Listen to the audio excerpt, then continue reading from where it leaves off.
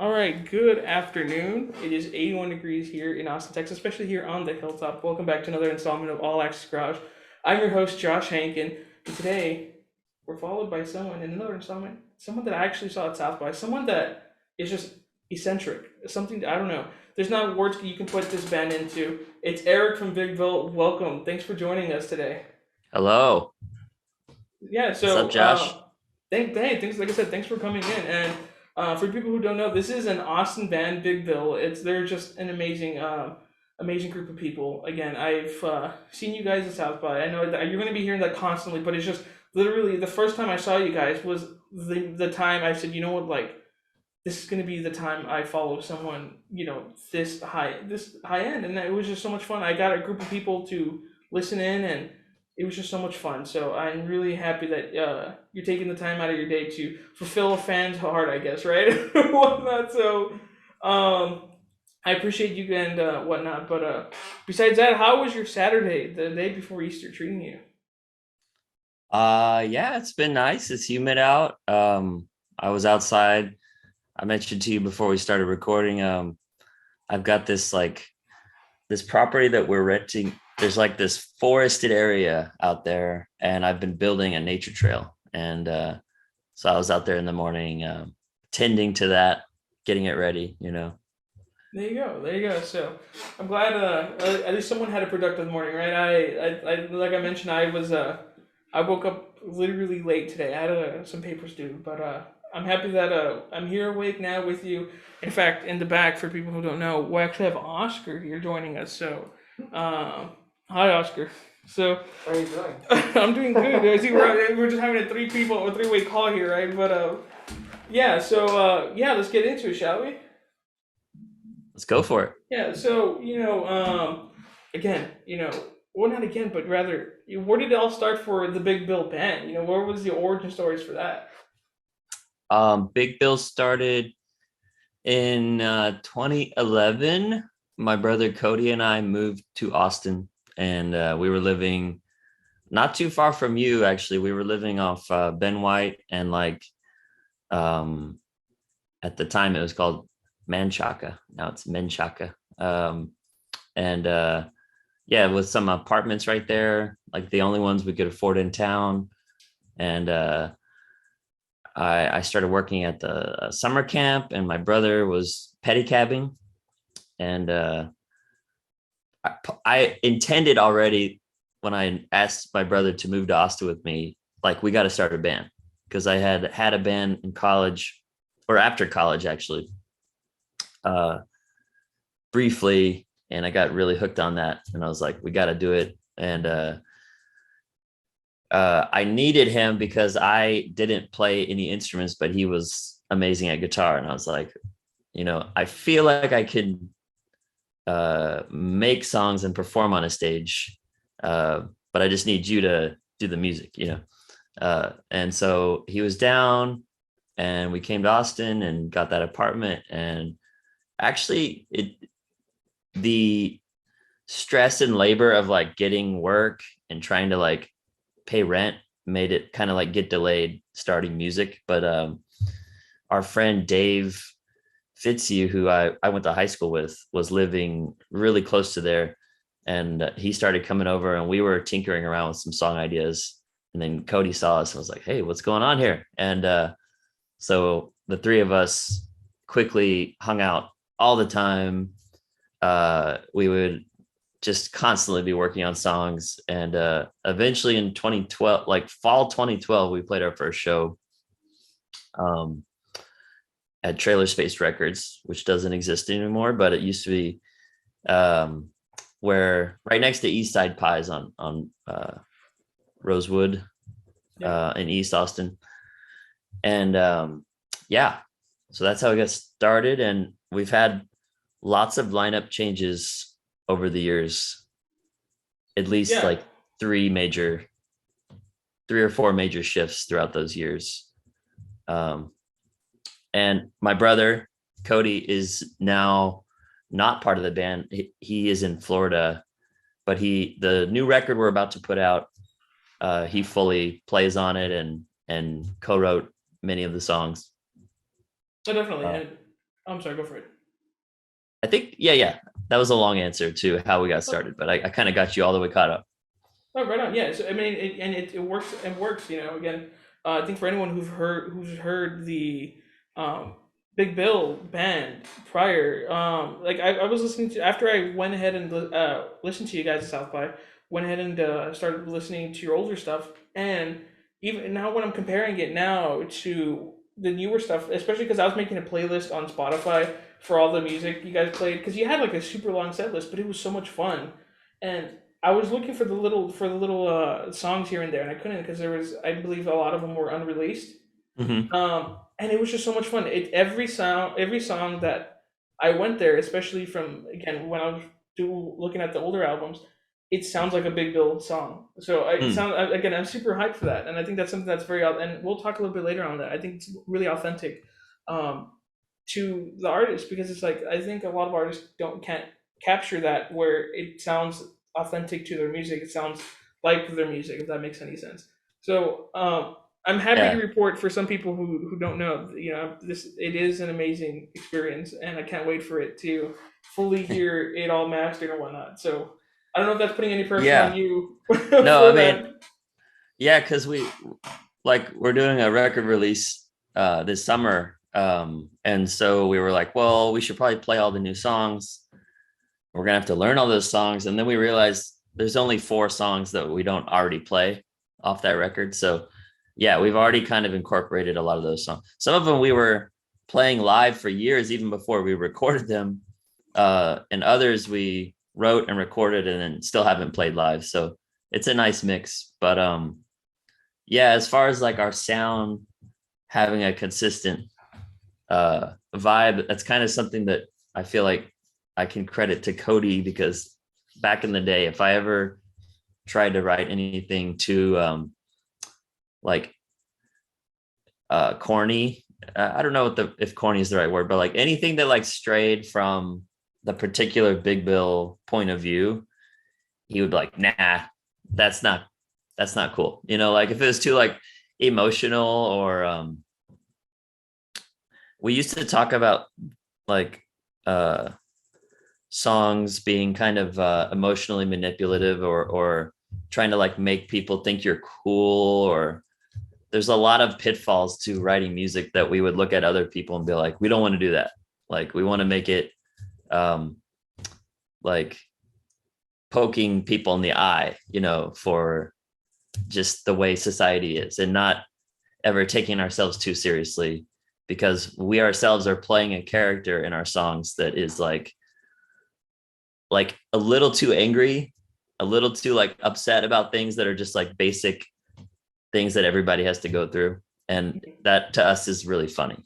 And I think that's kind of the core of what we are trying to go for. I mean, that said, we do kind of expand out a little bit on this record, I think, to a little bit less pure to that like uh mischievous punk mindset. There's a little bit of other sounds that we're exploring. Of course, and I think again it was going back to kind of almost. I believe that you mentioned the characters of what you guys have there. It's so much fun listening to them. And for people who don't know who Big Bill is, the first time I saw them, you guys were wearing these. I don't know what you would call them, but it was like literal big. Well, it was like Big Bill merch. I don't know if what you would call it or something like that, costumes or something. But it was so much fun because you guys seemed so interested in the music that you were performing and making, and I think something that captures me, and forgive me, I should know, but your bassist now, when we went to the Easy Tiger, it looked like when he was playing one of the songs, I have it recorded and I'll actually send it to you. He looks like he's in a trance, but he was like playing his bass guitar and he was just like staring off into space. But it's like, it's so much fun watching you guys because it's like every single person within the band is so putting 110% into into the songs, Mm. and I think that's something that a lot of people don't get when they go into these experiences, especially I'm not trying to call out anyone at all, but when you go to other bands, you see how they're just standing still playing their instrument singing. You guys are exploring everything, especially you, where you were exploring even the crowd. You're going around the crowd, just doing all that fun stuff, and it was just again the experience you don't get everywhere, and goes to show that you enjoy what you do, and I appreciate that, especially people who go and see it. Especially when I believe some people when actually brought you a pretzel when you kept promoting the Easy Tiger pretzels everywhere, and it was just so much fun because it was like again, you're involving not only yourselves but with the people there. So that's something that's extremely awesome that Well, everyone yeah, appreciates. it's fun to make fun of. I mean, the the venue in a lighthearted way. We're joking, but it's funny to be like, I don't know. I think we were like, oh, they sponsored us and they said we have to say uh, their the Easy Tiger official slogan 10 times throughout our show, which is Easy Tiger, eat a fucking pretzel. Yeah. And that was the same thing. So now my friend and I, Kyle, we go out now and we're all like, "Hey, you want to know the best spot in Austin?" They're like, "What?" He said, "Go to Easy Tiger. The pretzels are the best." It's just such an inside joke. I They don't know should if be you. paying us. They Yeah, should be right. paying us. Or it's like I don't know if you've heard that joke, the one that Chili's on Lamar or something like that. I don't know if that's an ongoing thing. Everyone at one point everyone's like, "Hey, did you go to Chili's on Lamar? I heard it's the best Chili's you'll ever eat at." And Wow. you go there, and then there's nothing special about the Chili's. It's just a Chili, so you're just wasting your time there, kind of thing. So, Yeah. but yeah, kind of going back to you. Was there anyone who kind of inspired you to get into the music scene, perhaps? So I did, like I said, start my first band after college, and I went to school in Lubbock, Texas, at Texas Tech University, and which is, I don't know if you've ever been there, but it's like a very conservative town, a much smaller town than Austin, and uh, quickly you find the people that are like you because there's not a lot of them, and because it's like everyone's into football and I don't know, studying business or stuff like that. But at the radio station was everybody that was like cool, and I worked at the radio station, and um, there were some people that worked at the radio station that had bands, and not only were they all in bands, but they would host house shows all the time, and like almost every night there was another house show, and you wouldn't really need to ask like, where are you going to go out tonight, because there would always be like one show that everybody was at.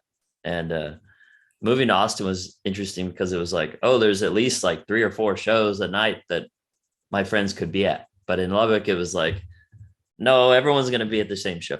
um, and so it was really cool. And there was this band, the Numerators, that my friends were in, that was 2 people, and they were brothers. So I I think that was inspiring because I later started a band with my brother. But uh, they definitely did a lot of stuff that was really inspiring to me, like running into the crowd and um, switching instruments and just kind of turning it into a, like, realizing that the performance is not just playing music.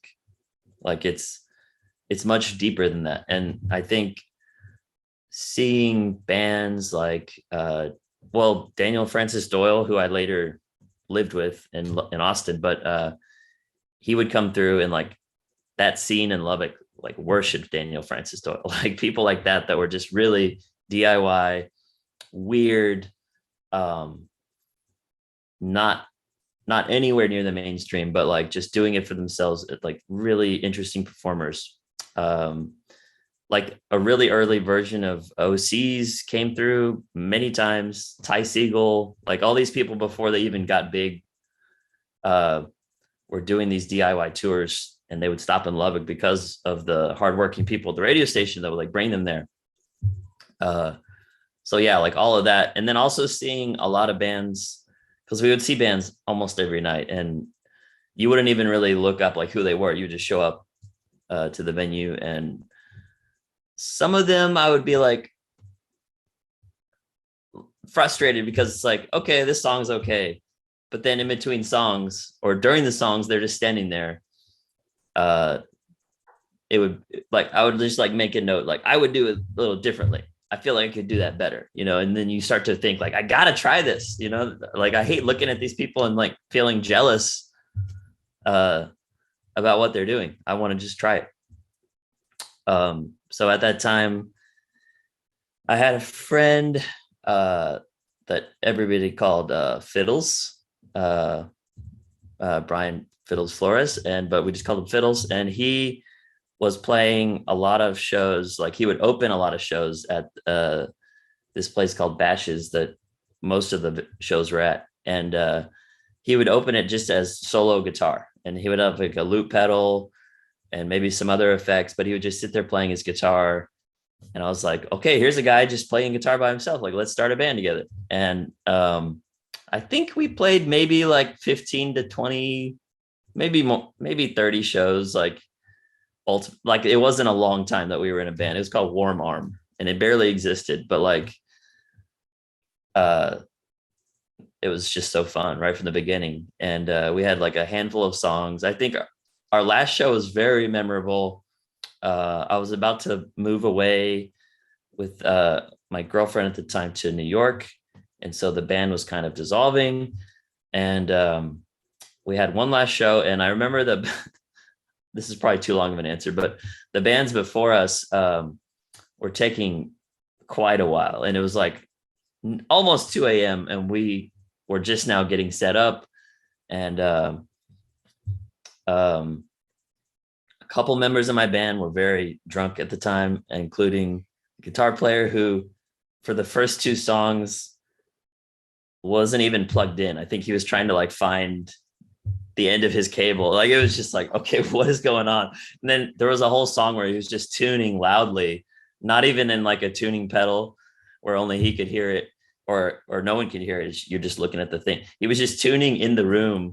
And so you could hear this like discordant like sound going on. And then I think we had one song with all of us playing, and we improvised it because I think we were out of songs. And it just I think at the beginning of that song, the bass player turned right as I turned, and like his bass collided with my head. And before I knew it, blood was just like dripping down my face. This is such a memorable experience because suddenly everyone in the crowd was just looking at me like with such wide eyes, like, what the fuck is this? And we're just like, I'm just making up lyrics. The whole band is just improvising. And we went on for quite a while, way past closing time. But the guy that was booking the shows there was like, I knew it was y'all's last show, so I didn't want to cut it off. I wanted to like bless that man wherever he is. But yeah. So to answer your question, a lot of people in the Lubbock scene, and a couple trips down to Austin at that time for South by. That was around 2008, 2009 that we would visit, and it was just be like, yes, this is the coolest. We got to get down here eventually. Yeah, South by. I mean, at that time, South by was massive too. It was even like you would be like I remember I was staying at a co-op, and like Andrew WK was playing, and like just bizarre. Like you would see the biggest acts in the tiniest places, like warehouses everywhere had free shows. And now you played in it. You were literally. I guess in a sense, it's almost surreal that you used to go there as a spectator. Now you're performing there as an artist, and I think that's pretty cool.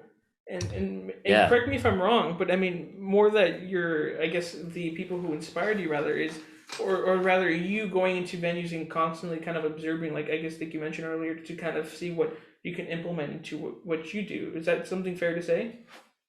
Yeah, because I had been going to see shows since I was in high school, and like bigger acts though. Like when I grew up in Katy, Texas, outside of Houston, and we would drive into Houston to see like The Strokes or Radiohead or like Green Day and stuff, stuff like that. And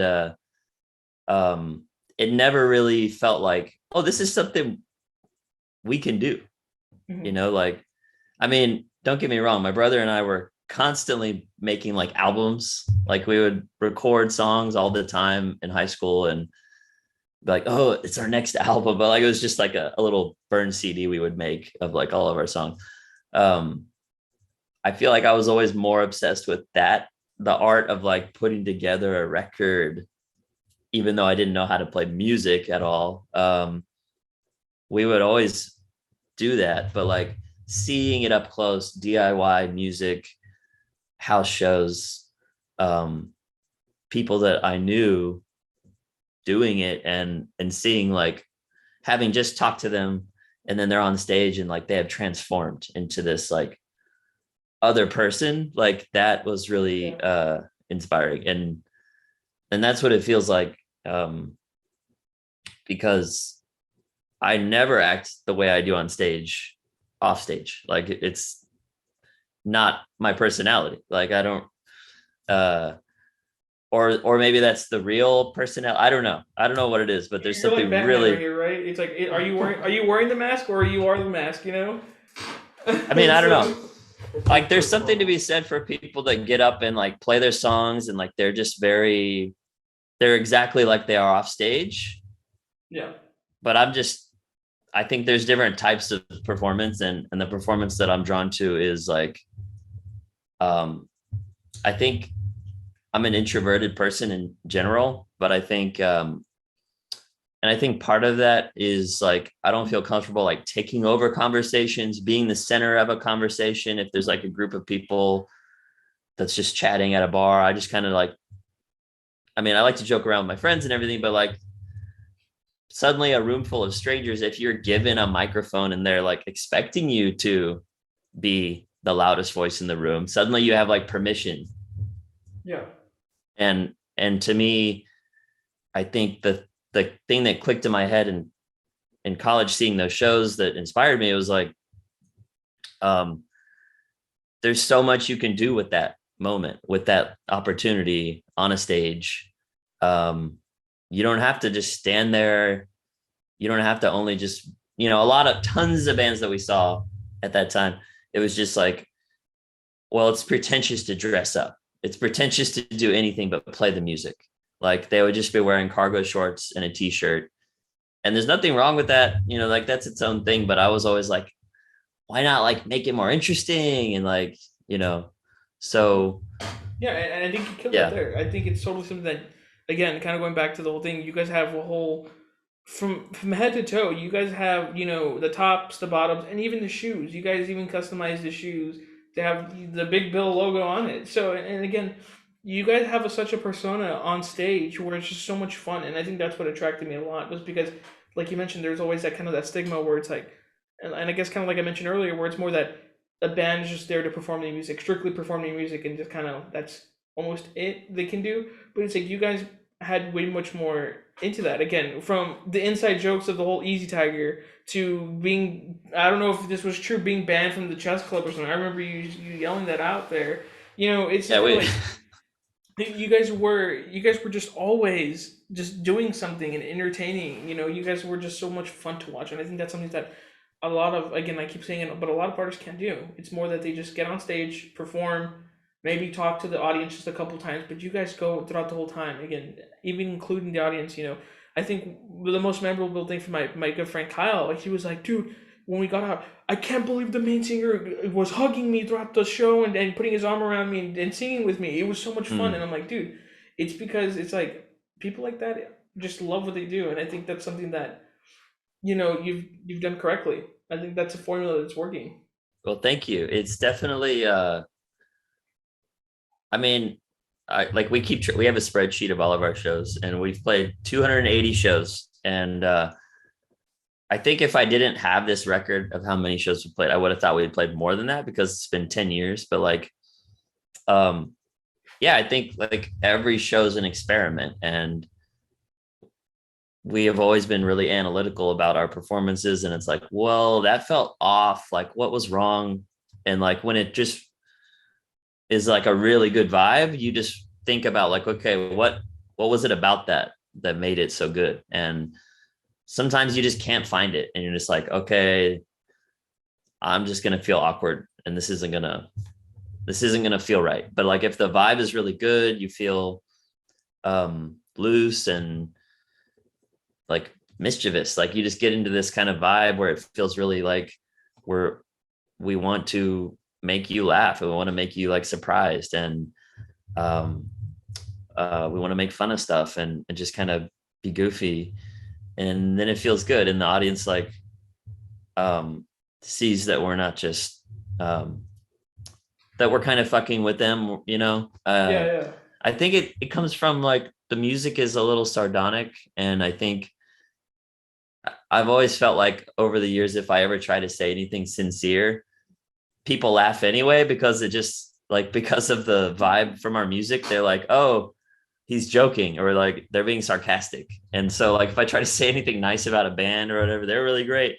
People are like, it feels like it's coming out of my mouth sarcastically, and I don't even mean to. So I Yeah. think we just kind of lean into that, and we've had a lot of conversations about it. And I think you mentioned Alan, our bassist, who's our former drummer, and how he and I.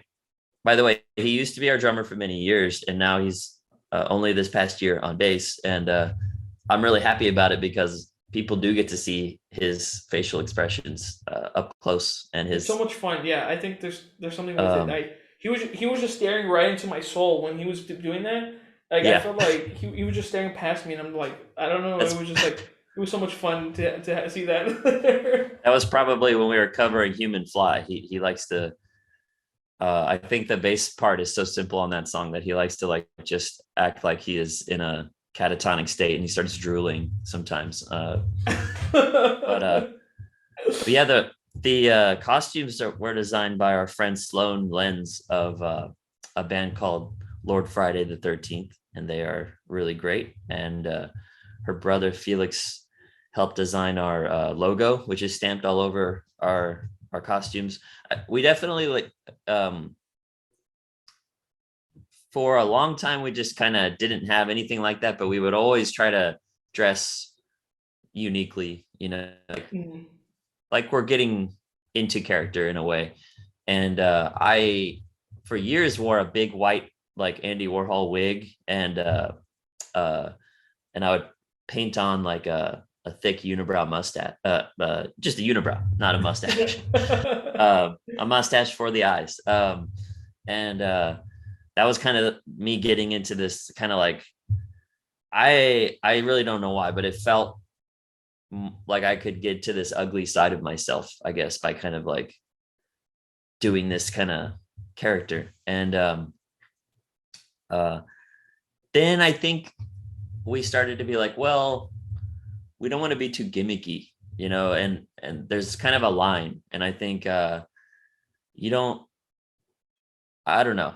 You don't want it to just be like, well, the songs or whatever, but they have these gimmicks that are really funny. Like it's not really what you want it to be known as. Like we would bristle because people used to always say like, oh, Big Bill's so quirky. And that word started to really annoy us because like quirky just doesn't sound good.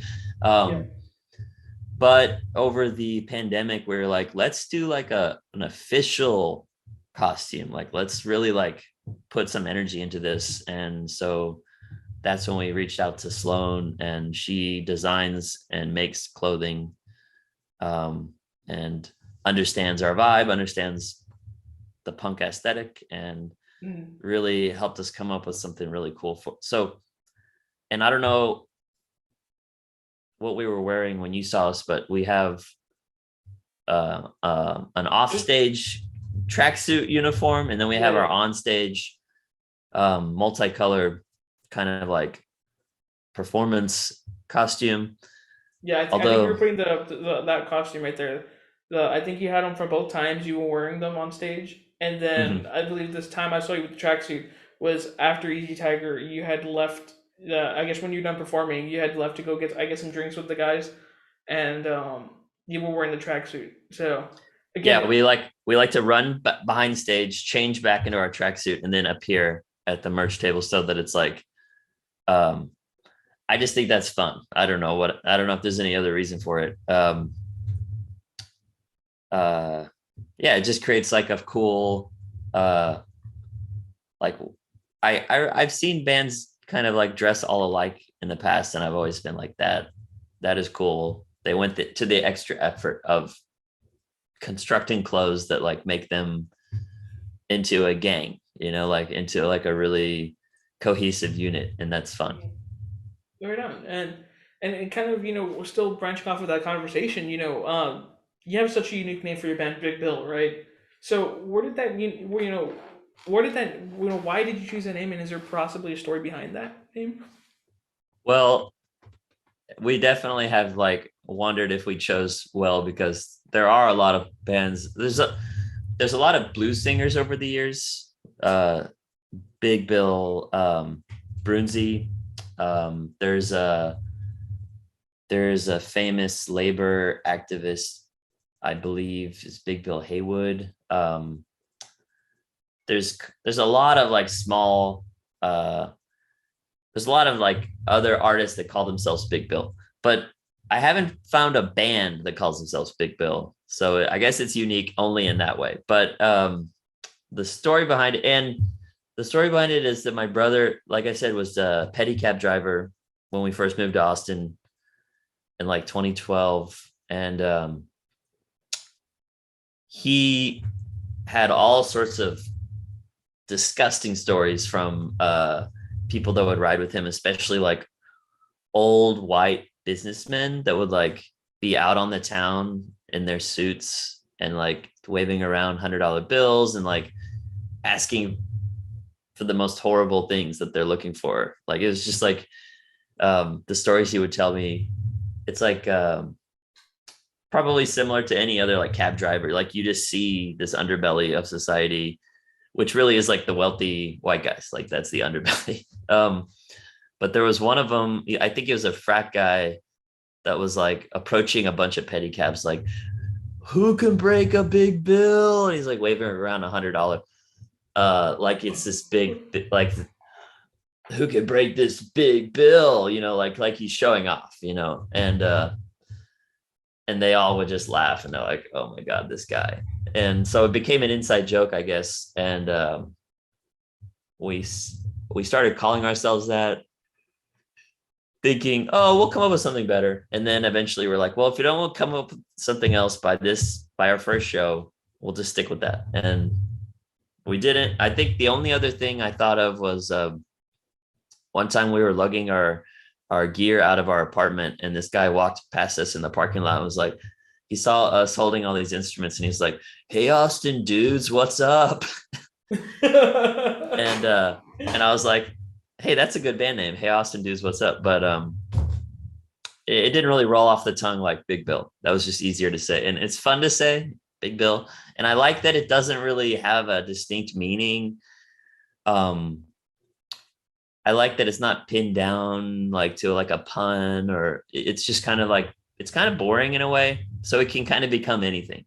Uh, It's awesome. I think again, at first thought Big Bill. I thought you were talking about a bigger entity. Someone, yeah. so, but then now that I know, it might now. I guess now that I have kind of a backstory, now I'm thinking of a bill, a big bill in that case, right? But it's interesting. I think names can have different meanings to a lot of people, and I think that's interesting. Perhaps maybe people can Yeah. have their own perception of what it is. Yeah. And there's like a duck bill. There's different ways it could go. There's different ways it could be interpreted. And I think that's kind of the intention. Yeah. No, so I guess focusing now you as a person, is there anything you like to do outside of music, hobby, sports, attending events?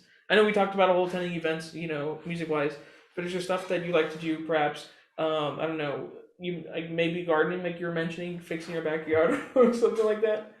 Yeah. I have been growing plants, and I've been building a nature trail in this forested area. This property my wife and I are renting.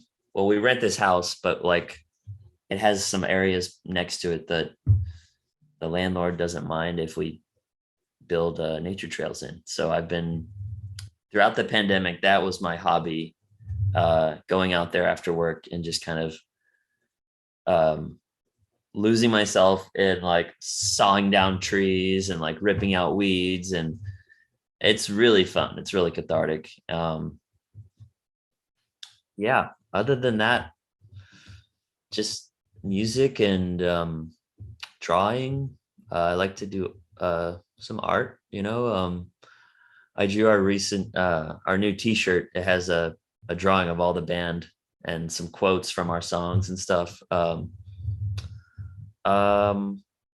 yeah, watching movies, basic stuff, Right on, right on. So but usually music. there you go. And I guess so. Now speaking, so let's just say music wasn't a thing, perhaps in your life. Where do you perhaps see yourself at? Um, hmm, I don't know. It's hard to imagine. Um, Without music at all,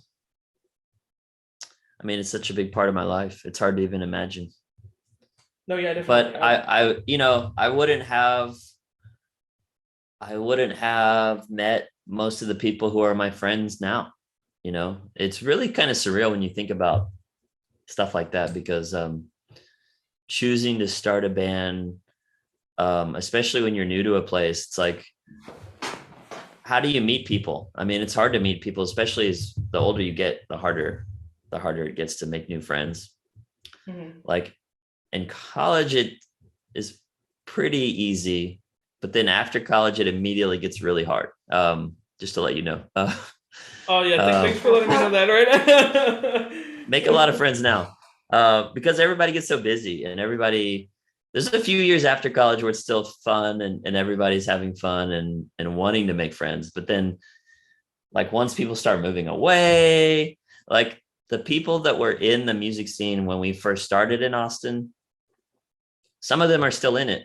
Um, but a ton of bands have moved away, or dissolved, or took on careers that like took up all their time, or started families that took up all their time. I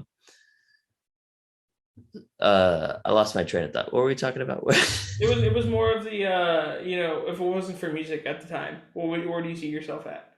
Yeah, I mean, it's hard to imagine. I would be a completely different person. Do you think perhaps maybe you'd still be in the art somehow? I would hope so, because I feel like most myself when I'm able to be creative and like lighthearted and like kind of joking around. Um, but I have always thought about whatever job I have as like my day job. And if I didn't have music, that would just be my job. And that sounds terrible. No, you definitely. Yeah. So, um, still kind of going on that thing, I guess kind of still talking about the band rather. I don't know if you would consider us getting out of the pandemic now, or perhaps rather maybe it's looking a little bit more brighter than it was 2 years ago when it started. So, given that right there, how has your band been hit by the pandemic, and if so, have you tried to overcome it? I mean, it seems like it was very successful for you guys, especially coming right out of South by. It was so much fun, and you had again the whole hype train that was going for it, and I'm pretty excited to see where this project goes. Well, thank you.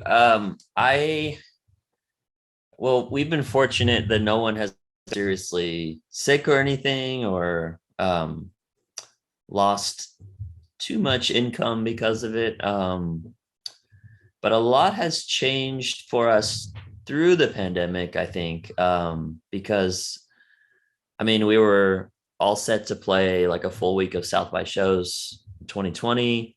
Um, our record was already done that we're about to put out. It was done at the end of 2019. So it has changed our trajectory, probably, because that record would have probably come out a lot sooner. Um, like once COVID really hit, like we stopped rehearsing for a while. Like it was almost 10 years of like 2 practices a week. Like we would always try to make it at least 2 practices a week for a long time, because we were like, well, we have to be really sick. We have to be a really good band. And we have to push ourselves really hard. Like practice until it's not fun, you know. um and that really changed with the pandemic. That all that momentum went away. um my brother and his partner, they moved out to like a flower farm south of Austin, and then eventually moved to Florida. And then like he kind of like took his leave of the band during the pandemic. um it's kind of crazy. So our drummer Alan had taken a job in Minnesota and moved up there and already left the band. Um, and we had replaced him on drums with Jeff Olson, who is an incredible drummer, and we're lucky to have him. So it was me. Um, Alex was still on bass. Um, Cody was still on guitar, and Jeff was on drums for 2 shows. We played in that lineup, and then COVID hit, and pretty soon Alan's job was like, well, you can just do this virtually. And so his wife was still here in Austin, with because they hadn't sold their house. And so he just moved back to Austin. And he was like, hey, can I come back to the band? And we were like, well, Cody's actually leaving. So maybe Alex can switch from bass to guitar, and because that's his main instrument anyway. And Alan, you can take over on bass. And so he was our drummer for years and now plays bass. And so if it weren't for the pandemic, yeah, our lineup would be very different. Like maybe Cody would have eventually moved away anyway, but Alan would be out of the band. And uh and so yeah, I think that's probably the main thing that the pandemic did. But I mean, selfishly, it gave us kind of time, like I said, to, with no shows, we could focus on stuff like making, crazy stage uniforms and stuff like that. Yeah, and again, you guys, I feel like you guys pretty much took advantage of that, and now it worked out well for you guys in favor. I mean, again, I wasn't there prior to everything, but seeing you guys live, especially with all these, I think you not that I think I know you guys gave me the the what is it called, the song lists, the song lists you guys had, and it was, I went out looking back at it before I got here. It was so much music you had, but it shows that again you guys pushed through that, and I think that's something that a lot of bands did try to, but especially coming from you and much more smaller band, wanting the dedication that's even being pushed there. I think that's something that's very awesome. And again, I think you guys totally killed it. I think the way you guys had it now, or then rather, when I saw you guys, it was so much fun to see that. So I think that you guys totally took advantage of the time and effort and did that well. I think that's something that I couldn't have done better myself, even if I tried. Well, I So mean, like, it's some songs on that set list are really like many years old. So um, it's kind of like being a chef and like spending many years trying new dishes and then like only keeping the ones that every time are like a big hit. Like we'll try out songs live, and if they just don't click, we just don't play them. So it like, yeah, yeah, it does help to have, sometimes it's frustrating to grow as slowly as we have, but it is like consistent growth. And I think it's more sustainable than just getting popular with your first recording, yeah, which everybody wants to do. But I think it's kind of a blessing in disguise to like slowly acquire more fans, to slowly get to work on your craft, and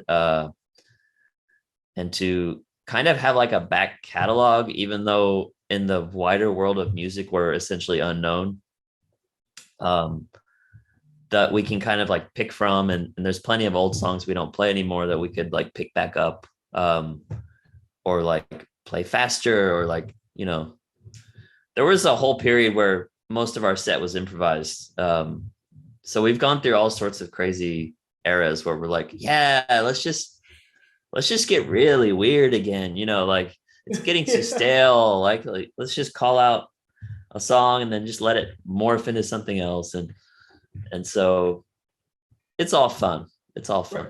right on, and still kind of going off from that, um, looking especially again, you just recently believe just you called it a break for a while, I believe on your Instagram where you went ahead and you mentioned that I believe Jeff's shoes or Alex's shoes were stolen or something, so they had you find them or something, but you had to stop, you had to like put a little pause on the tours for a while for the time being. So yeah, so you again, you guys just went off all these tours, and how has it shaped you and perhaps put the music scene into perspective for you guys? I mean, kind of the idea Um, where you're like you mentioned, you were experimenting with every single show, so I guess one up the next show. So is that something fair to say, perhaps on all that end? well, as far as touring, that touring is a very eye-opening experience. I mean, we've done two very DIY tours of the West Coast and the East Coast, and a little bit into Canada, which is so beautiful and so fun. But I think, I mean, everywhere we went was DIY performance spaces, basically, that we booked ourselves, and I think it's really eye opening, to see all those other scenes, and just kind of like find your people in every city, around the country. Um, I wish we could just do that forever. Honestly, just keep touring. Like when we got back from the last one we did was in 2018. We went for a month and a half. Uh, by the time we got home, we were like, let's just keep booking more shows and keep going. Like it felt like we could just do this forever. Um, it's so fun. I mean, but and then you also get really, really tight, like because you're playing every night. And that's one cool thing that I like about South by, because it feels like you're on tour, but without having to drive for 6 to 8 hours every day. Um, and so just the cool part. Right on. Yeah. And that was fun. I think that was cool. And again, kind of going back to you guys individually or as a band, you guys have such an eccentric taste. Like again, the whole characters you have going on, little personalities, so much fun. So perhaps, do you have any stories you'd like to share, or memorable moments on stage you've had at the concerts you've been to, or the tours rather? Um, I mean, there's a lot of them. I mean, some of the shows we played were like empty, you know, on tour. Um, but some of them are really, really cool. I remember, this isn't like an eccentric story, but we played in Boise, Idaho. As they say Boise. Everybody else says Boise, but in that city they pronounce it Boise. We played like in a basement, and it was, I think, shocking to us how lit that party was, because like we played a lot of shows where it was like, okay, like who's this band? But like when we played at that basement, they were like ready to party. And it felt like the scene was when I was in school in Lubbock, where everybody knew each other. Um, and then everybody, when then we finished the music, like walked upstairs and went into the backyard, and we're like lugging our gear back to our van. And when we got outside, everybody in the backyard like turned over and like started clapping for us. And like that definitely has never happened. Um, and that's a memorable moment that popped out at me when you asked that question. I mean, we definitely got into a lot of shenanigans, maybe that I shouldn't get into, but there was a one time we played in Denver, and like it was kind of a, well, it was a fun time, but one thing that happened was we were supposed to stay with this guy, and then we couldn't get a hold of him. And I probably should have made a connection like in the days ahead of time, but I was like, we've been able to reach everybody so far. But when I called him like all day, and I was like, yo man, where are you? And he wasn't getting back to us, so we were like, all right, we just got to find a hotel or something. but there was no hotel room available. We called everywhere. We were driving around. It was getting later and later and later, and we were just like, look, we just have to like sleep in the van. Like this is gonna have to happen, and it's not comfortable to do that. So we kind of like parked in a neighborhood. We were like, let's find a place where we can be kind of discreet.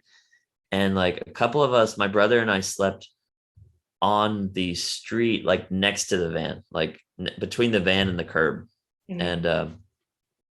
And then uh we got woken up by a firefighter that was like, he kind of was like shaking us, and he's like, yo, y'all better get going. The police are probably coming next. We're like, oh shit. It's so disturbing to be like, someone's like waking you up in a full uniform. Um, and then we had the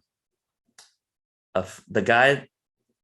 There was a guy that was oh yeah, our drummer knew somebody that like hooked us up, and like we got to go on a tour of this dispensary that morning for free. And but we were exhausted, and after that tour we were like, we need to sleep somewhere. And so we went to a dollar cinema, like where they play the old, like the movies that are like a month old. Mhm. And they were playing A Wrinkle in Time, Yeah. that movie. And we just bought tickets for that, went into the theater, and then like passed out in the seats of the theater. And that was great. I mean, that was the best sleep ever. And I would occasionally wake up and just be so confused by what was going on the screen. That is a weird movie. I don't know. I haven't seen the whole thing to this day, but like seeing like little clips of it with all these like fantasy creatures and stuff, it's like, this is a crazy experience. You're like, am I tripping out or Yeah, something? yeah. I could go on and on. I mean, tour is so memorable. Yeah. Traveling, seeing new cities for the first time. So Um, yeah, so kind of still going on that, you have your fan, like you mentioned, your fan base is growing. So why are they so unique, and why are they the best out of the rest? Perhaps. yes. Well, I feel very lucky that anybody comes to our shows ever. And I feel like when we first started playing shows, and it was like, I would look into the crowd and be like, wait, I don't know that person. Like, that is not one of my friends. Yeah. But they're here to watch us, and they like are singing along with us like that. Um, I feel so lucky and grateful that that ever happens. But over the years, we've definitely had people kind of like, it's like I keep seeing the same face. Like, this person is like, likes our band, even though we're not breaking through to the national scene or anything. Locally and in little pockets, like people have latched onto us. And I feel like the thing that usually is in common with people that like us maybe is not always, but like maybe an outsider status. I feel like we kind of represent that. And I I feel like the biggest compliment we receive is when people are like, I was really depressed. I was like borderline suicidal. And then I came to see you guys, and that was the first time I smiled in a long time, or stuff like that. Is very sobering, and very like, holy shit, like it's surreal. I don't know. But I appreciate anybody that listens to us, or that tells people about us. I think that they are smarter than most fans, cooler than most fans, They uh, have good tasting music, by the way, too, right? I'd say better that. looking. Yeah, yeah, yeah. They're They like just the best people. it puts some more a hair on your chest, right, when you listen to Big Bill and everything. But yeah, I mean, again, it's so much fun. I think that when again, it goes back to what, again, I was looking for someone to listen to when you guys were performing at the chess club, and I was like, there was just I remember seeing one guy getting so into it. he was right in front of you. You're right in front of him. He was like just getting into it. I'm like, these people are so fun. And again, I have a video. I'll send it to you after this. But it was just like you guys were just having so much fun on stage. You guys like it felt so. I don't know. I guess there can be no words to describe, but fun and so eccentric. Because I'm a person who loves music. I grew up where, um, again, kind of almost in the sense like a conservative town where Yeah. everyone was more of that like if you don't act a certain way, if you don't do this, you're gonna be considered weird. But I Hmm. mean, and it would hurt because it's like you didn't have no chance to grow up, and music was something that to me was just so much fun, something that I connected to. Maybe you can agree on this term, but music can be perceived differently from people. Like Yeah. perhaps kind of I guess kind of going to what you're mentioning about like for example like the band name.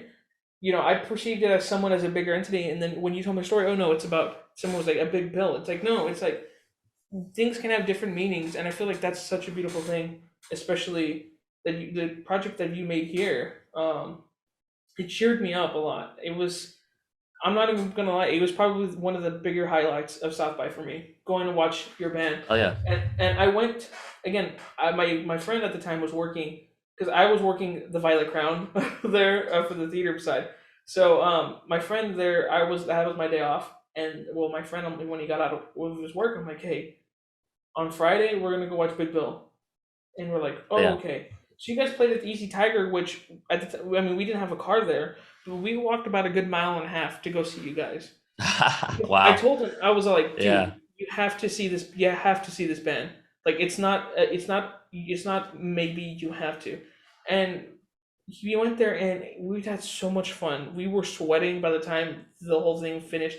Because Yeah. even then, like these guys tapped us in the back of our shoulder. He's like, "Hey, do you want to mosh to this song?" And we're like, "Fuck yeah, we'll do it." And it was just That's me, very my friend, and polite. two other people just moshing in there, and it was just so much fun because it was like you guys have such I don't know. It was just a lot of fun. It brightened my day a lot, especially because that day was much more that I really wasn't doing much, and having you guys looking forward to that your event. It was just I couldn't get enough of it, and that's why I had to go see it again. And I brought my friend, and now every time I'm on Spotify, you always see, for example, I think that other one you covered Coma in German, Yeah, we did and a German version. Yeah. yeah, and all the time now. He doesn't even understand German, but I see him sing the German version of Coma there on Spotify, and it's just like a That's lot of cool. it's just so Yeah. fun. Like, and you have it's just an exciting thing, and I think that maybe I can speak on for everyone, but it's just you guys were just amazing, and I think that's something Well, that not a lot of bands can achieve for sure. it's definitely like when I was, I mean, how old are you? You're like, 22. that, I feel like that age, when I was that age, like, I remember similarly like life altering shows, like I saw No Age, which is like a two-piece performed in Lubbock, and like there was just like these shows that like we would talk about for weeks, and like it doesn't happen as often. I mean, maybe some people can manage that throughout their entire life, but like I feel like a lot of people drift away from that, at least or they get jaded from that like moment of this is something so different and I love this and this is my jam, like it's like there's all sorts of music out there, but this one is for me. Right. I as a music fan always loved that feeling because it's like in such a fucked up world where it's like capitalism, make money, hustle, do this, do that. Like it's such a relief to like find people that just like to uh you know connect to kind of the mischievous, like more absurd side of life. And I will say that I think we are also fortunate that the cool thing about not being like a big famous band is that the audience is often people that are there by accident, and that's a fun challenge, especially during South by. Like at our normal shows, at our normal local gigs, it's like at this point, a lot of those people do know us because we're like advertising to them to come to the show. But during South by and on tour, oftentimes, at least at our level, it's like people that are curious or people that are just there with a friend or people that are there to see a different band. And so they're kind of like skeptical, and to kind of like turn that person into the person that is like super into it by the end of the show Yeah. is like a really fun challenge. And uh yeah, I won't say anything else about that, but that is Yeah, no, I think it, definitely, and yeah. you killed it. You literally, again, I don't want to sound very egotistical, but I'm very picky with my music, and I think my music, objectively from my or subjectively rather, I don't know how we use it, but more that I think my music, I love it a lot. It's something that I just think it's the best for my in my opinion, and it's like I'm again the whole idea of being picky. When I went into that venue, it was just so much like I was like, who the hell are these people? And you guys were just so much fun. You guys literally went ahead. Again, it goes back to the idea where you were being so it was so electric there. You ran out of the venue. You were I don't know what you were doing, but you ran out of the venue or doing something, and you came back and started singing again. I'm like, that is such a memorable thing, and just not even that, but the music just sounds, especially like the one I'm obsessed with right now is "Trick Everybody" and "Coma." Those are Mm. like those are my two like right now that's always on repeat, and it's just those ones right there were just so much fun to listen to, and I just think that you guys killed it, especially the one song though, which we're actually getting to songs, was "Who Wants Salad" or "I Want Salad." It's like you started singing that, and I was like, where is that on Spotify? Because it was such a Yeah. fun thing to have, but Yeah, um, what do you want on your salad? That one's on yeah, there. yeah. So we go ahead and I guess it kind of leads to this right now.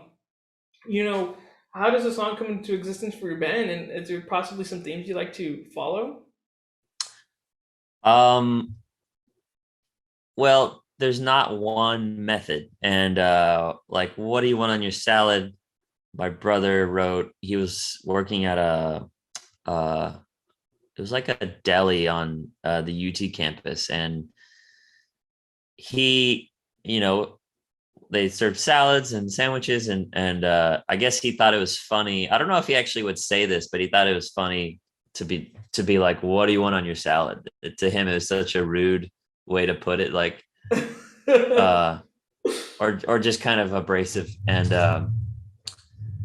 I think as we like refined it, it's like 90% of it he wrote, but then I think there was a couple verse parts that I, you know, added. And we kind of were like getting philosophical about it. Like, what do you want on your salad is like, what do you want to do with your life is like, it kind of represents like choices you make. And like, well, what, you know, that was kind of a theme of our music at that time, was like uh being unafraid to just kind of like do what you want to do. And you know, you might want something on your salad that's very different than the next person, but that's totally okay. You know, just like ask yourself, what do you want?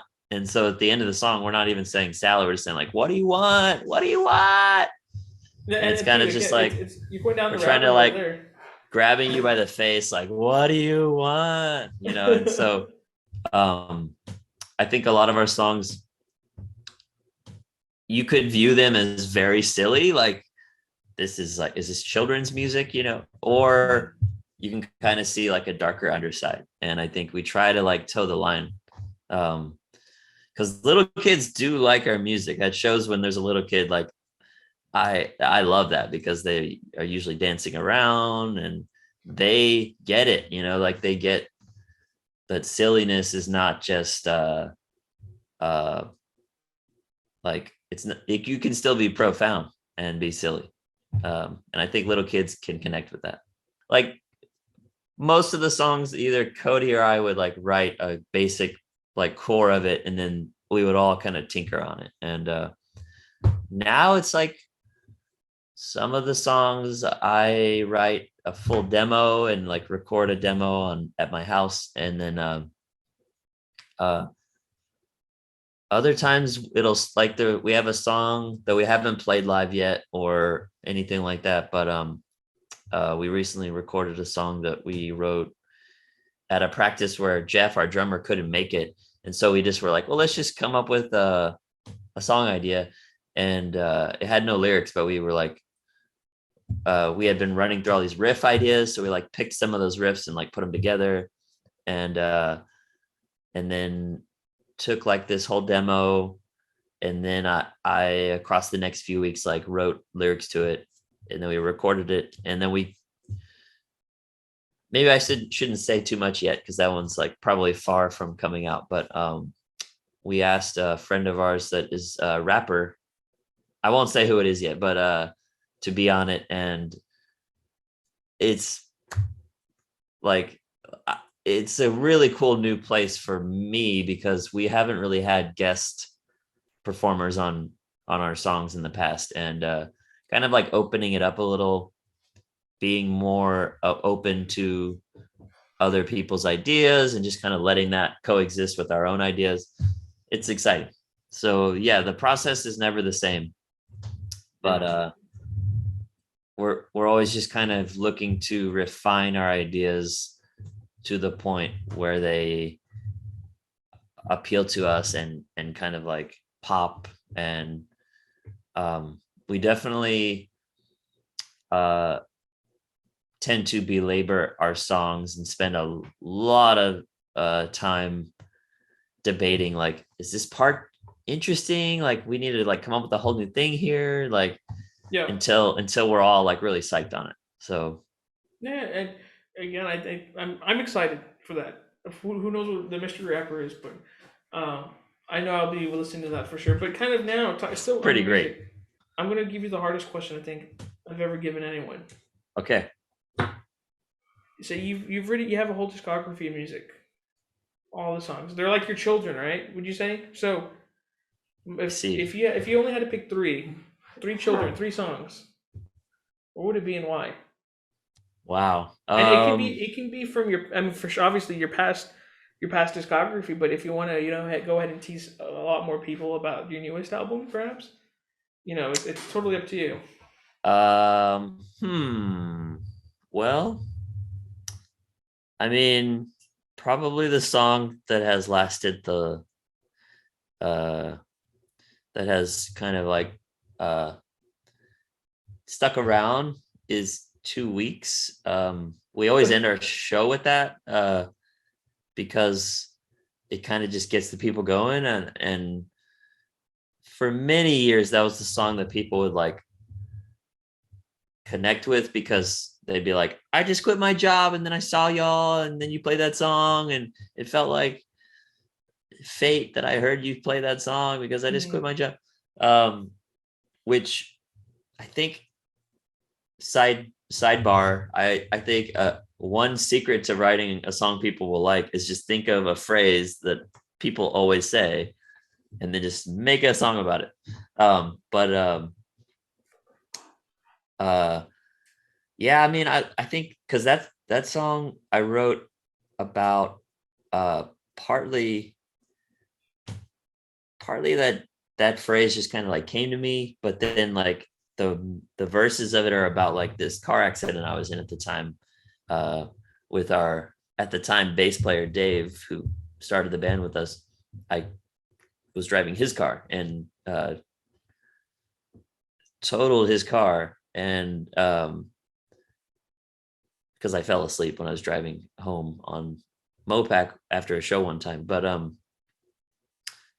and so to me, the song is not just about quitting a job, but uh like saying like I am not gonna do that other stuff that I felt like I had to do. I'm gonna do whatever I need to do to be true to myself uh from here on out. Like it's kind of like a mission statement to be like, if I'm an artist, I'm gonna be an artist. I'm not gonna keep uh putting up with this these demands that society wants to put on me, even though that's kind of a fantasy at times because we all have to like sometimes do what we have to do to make money.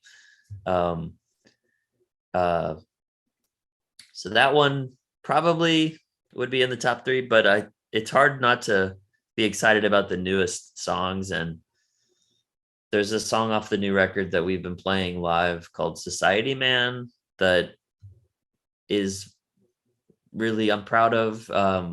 My brother and I kind of trade off. It's kind of like our it's kind of like our Beastie Boys song in a way. It's like we're not exactly rapping, but it's like close to that. It's like our own version of that, and it has a cool sound to it. And then another one off the new record. Well, this new single I'm really excited about. I think because the first two songs we've released off this album, Coma, we put out as a single like last year, and then we just put out Forget About Monday, and those are really cool. But I feel like they both sound like the big bill that people already know, those that know us. But this next song, Almost Everybody, is like a different lane than I think any song we've put out. So I'm excited because I'm excited to see how people react, because we've done a song quite like that. It's like it's more, it has a kind of like, I don't want to say that it sounds like a Weezer song, but it's kind of more in that with like a Weezer kind of ballady thing almost, but it's not really punk rock. It's more like uh rock, yeah, if that makes sense. Yeah, yeah. And I think, yeah, that'll round out the top three. It's hard to choose, like you said. It's They're all your children, man. They're just now. Yeah. You're kind of putting some of them to the side now, right? But I mean, some of the old ones, it's like I'm like, yeah, that's the choice I made. That's weird, Like I can't even relate to the person that wrote some of the early songs, but yeah, um, yeah, those are my 2 weeks, Society Man, and I have to mention the new single. there you go. So, so right now, besides you listening to your band and whatnot, is there any other projects you're listening to? Any other bands you right now you're currently jamming out to that's on repeat? Um, I wish I thought about this more. I mean, locally, there's so many acts that I love, and so there's kind of like two answers, because there's like, I mean, like really been into uh like Chucky Black and DZ Brown, and his like he's got like a group, uh Ghetto Gala or Ghetto Gala, Ghetto Mhm. Gala, I guess is how you say it. um is just stunning. And I mean, there's like, as far as like the punk bands, we've always been inspired by like Sailor Poon, who are our buds, and like Pleasure Venom, and we played a show recently with a band called Bond Breaker that was really great. um God, we love like such a wide variety of local bands. Sun June is Mhm. incredible. um Now I'm gonna forget some of our closest friends, but yeah. And then like, as far as like me personally, um I don't tend to like listen to a lot of music that sounds like us. I tend to listen to more like uh introspective stuff, and like I love Elliott Smith, and I think the new Beach House record is Oh yeah. amazing. There's a song on it, uh and I've been saying this to people, because I'm a huge Elliott Smith freak, and every now and then I'll read about an artist that's compared to Elliott Smith, and I get excited, but then it's always a letdown, because uh, I don't think many people understand like the complexity of his genius, and it's like not just that it's like sad music. It's like melodically interesting, and the lyrics are just mind blowing. And but there's this one of those new Beach House songs. I think it's called "Another Year Around" or "Another Go Round," Yeah. uh, and it's like this is an Elliott Smith song. Like this feels like they resurrected his vibe, and um, so that record is incredible. And I love Big Thief.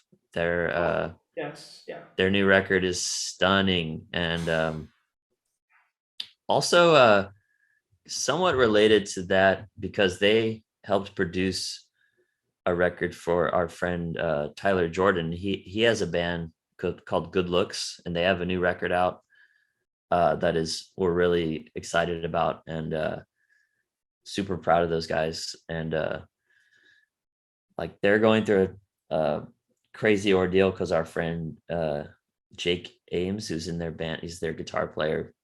They just had a record release last week, and as he was leaving the show, he got hit by a car, and like so he's been recovering. Thankfully, it seems like he's on the road to recovery, and everything's going to be all right. But yeah, and he's got a great band called the Stacks. I mean, uh, like there's telenovela. Like I'm getting back to local bands again, but like I know I'm gonna forget so many that I love, but yeah, we could just leave it at that. Right on. And I guess kind of I guess a guilty question for myself is more, do you collect vinyls as well? Like, see, Oscar's laughing. He knows I ask everyone all the time. That's like a question that I have all the time. But I have literally, I'm not even joking, over 100 vinyls back at my house in South Mhm. Texas. So Yeah, it's yeah, almost a religion for me to have vinyls with me everywhere I go. In fact, I always tell everyone this thing, which it's a very dangerous thing. You go to, I'm pretty sure you know where Waterloo is at. Mhm. I go there, I could spend hours on end there. Yeah, and I put on and some earphones. I put on some earphones, and I know you're not supposed to judge a book by its cover, but I start going on Spotify, and I'll be there listening, yeah, like just, and I'm there with like what I'm like today. I'm only gonna spend $30. I ended up leaving, checking out over $150 or something like that. Kind of now then living the whole broke college kid life. Not knowing how to maintain my money at all because it goes directly to that. But it's so much yes, fun. It's so much fun to do that. So I guess now directing the question to you: do you collect at all? yeah, for sure. I mean, it's kind of slowed down in the past few years, but yeah, I've spent many, many times at End of an Ear and Waterloo. I used to live a lot closer to Waterloo Records, and I would go check out the new arrivals used bin. Yeah. I would always go straight there because I mean the used records are cheaper, and it's kind of like you never know what you're gonna get. Like uh and there would always be a few people there kind of like jostling for space, and it's like, well, I want to see the day that because it's like it's kind of cool. I don't know if you ever go to that bin, but it's like labeled by the day of the week it came in. Hmm. So you're like, oh, it's Saturday. So I'm looking at the Saturday bin, and they just dropped these in. And so it's like the pick of the litter. It's like someone just dropped off their whole collection. And it's like, you'll see like 10 records in a row by one artist. And you're like, oh my God, someone had collected all these. Right, cool. Yeah. And you mentioned it already. In fact, I believe you mentioned it earlier to me that on April 29th, you have almost everybody, the single coming out. And it's off of the album Public Freakout compilation. Now, you still, again, the whole idea that your record's coming out right now, or soon rather. Um, did you want to go a little bit more in depth with that? Give the audience a little bit more of an insight to it? What we should be expecting? Um, well, I think it's easily the best thing we've ever put out. And I'm really excited to have it finally out there. Like I said, we were done recording it.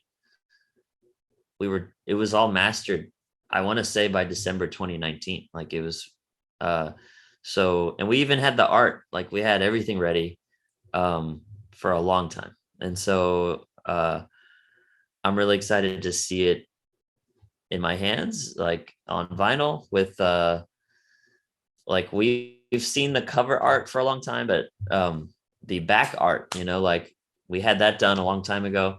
I can't wait to see that printed out. So I'm probably more excited than anybody. And it's I think I think people are gonna like it. It's 30 minutes long. Or maybe even less. Like it might be it's 10, but we like a 10 song record. That's roughly 30 minutes. To me, like I mean, like you asked what I'm listening to, and I did say two double records, but like Yeah. I also love a good 30-minute record. And I feel like we've packed a lot of different sounds in there. There's not any filler. Like um we spent all of 20, because we put out our last record, I want to say at the end of 2017, and we spent all of 2018 just workshopping songs. um uh and we had at one point like over 50 demos that we then whittled down to like the ones we wanted to record. And we spent all of 2019 recording those 10 songs, but instead of doing 10 at once, we did two at a time. And so it's actually five different producers. So we would do two songs with one producer, across maybe 2 or 3 weekends, and then really focus on those two songs. And then like a month or two later, we would have another uh, session booked with a different producer to focus on another two songs. And then we kind of like arranged the order of the record. And it really is cool because we're getting different sounds from different producers, like ears and like what they like to do, how they mix and everything. So it gives it a kind of like vibe that we really like on our record, which is the like they're coming from different places, yet they kind of still all work together because uh there's something, there's like a through line. It's I mean, I'm sure you can relate to like making playlists, and there's an art to that. And in a way, that's the most fun part of making a record, is once you've already recorded the songs and then you're deciding the order, and Mhm. like trying out every possible combination. It's like, no, this song has to start the record. Like we had, not to get too into it, but the song that we ended up putting last, for a long time we assumed would be first, because it's like the most like um maybe traditional song. Like it just kind of hits, and it has like a rock and roll vibe. It's a Mhm. very fun like single type song, even though we're not actually putting it out as a single. uh um but then we're like, what if it's last? And it like suddenly all clicked, and so I love geeking out on that stuff. And I feel like, as a music fan, I love when I can tell that bands have spent a lot of time worrying about the details. And so yeah, I'm pretty psyched on it. The art, um it came together pretty cool. I'm totally blanking right now. And what is the guy's name that did it? I'll text you the name later, but it's a really psychedelic artist that we found on Instagram.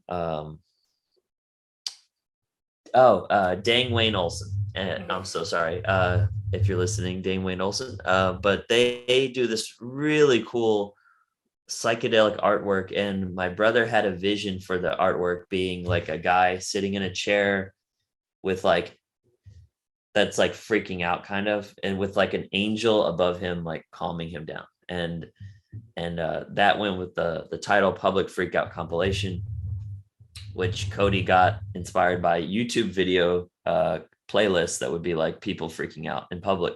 And that just felt like a funny way to title and tie together all these songs. And so I found this guy's art, Dang Wayne Olson, who was drawing all these and painting all these people that with like that seem to be going through psychedelic experiences and like feeling like they'll be covered with nerves, or like all their skin will be like in a layer that's like been separated from their body. Yeah. um and so it really felt like a perfect fit, and so the person is sitting there with all of his nerves exposed, which is like what it feels like sometimes to live in this life. And so yeah, we're psyched on it. Yeah. Right on, right on. So, kind of wrapping everything up now. Just if you can look back at your younger self, perhaps what would be the word you say to yourself? um to trust yourself and keep making art.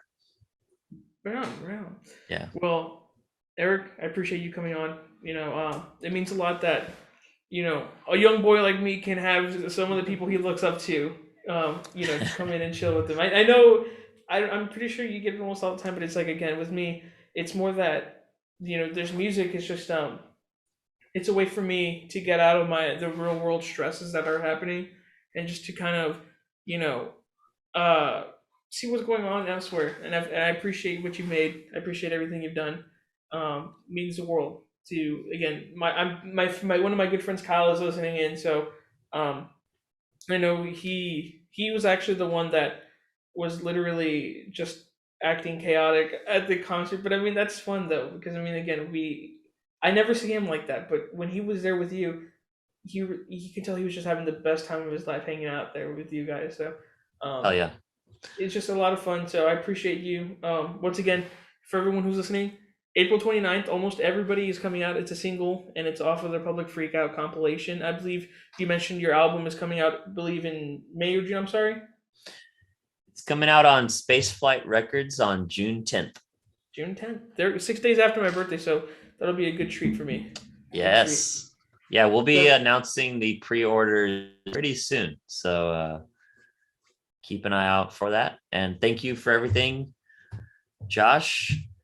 Thank you, Oscar. Thank you, Kyle, for listening in. It really does mean a lot that y'all are are listening and paying attention to what we're doing, and it makes it. Um, I mean, we probably would have quit a long time ago if we didn't get that kind of feedback. So I really appreciate that. wow, yeah. For everyone, yeah, I believe you're all on all streaming platforms, correct? Mm-hmm. So there you go. That's right. You can stream it on Spotify, Apple Music, Tidal. I don't know if you have Tidal there. This is my Everything. Jason's Yeah, yeah. thing. There you go. Oh yeah, yeah. We're on Right. title. There you go. So yeah, go ahead and stream them. You have anything you want to plug in? Anything you want to say? Um, I don't know, man. Just love each other. Have a great day. Check out Snooper. There Love you this go. band. This was our big discovery at South by. I don't know if it's blurring it out. Yeah, Snooper. but we saw. There it is. There it is. Snooper. There you go. Snooper. Snooper is great. And don't forget to go to Easy Tiger for your pretzels. Oh yeah. I think that's important. Every day. That's But yeah, I'll talk to you afterwards after this thing. But right now, we're gonna go ahead and we're gonna jam out to some Big Bill while we're still on the air. We'll jam out to some Big Bill, and I'll talk to you in a bit. All right. All right, appreciate you. Thanks so much.